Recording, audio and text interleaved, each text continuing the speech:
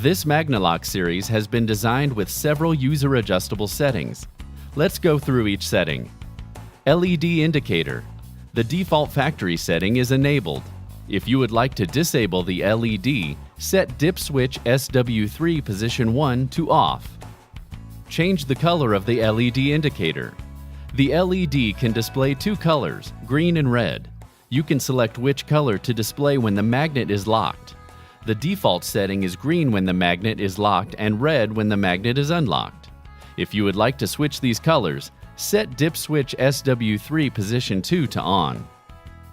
Additional features can be set on some models. Set the auto relock delay.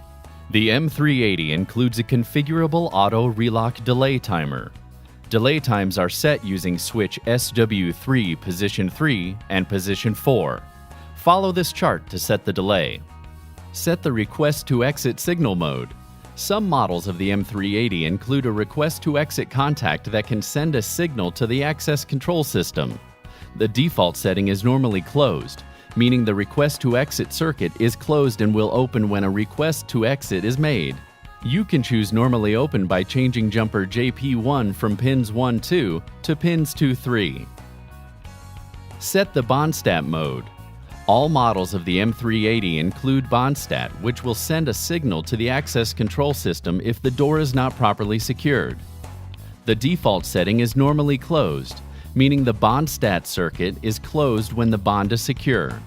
You can choose normally open by changing jumper JP3 from pins 1-2 to pins 2-3.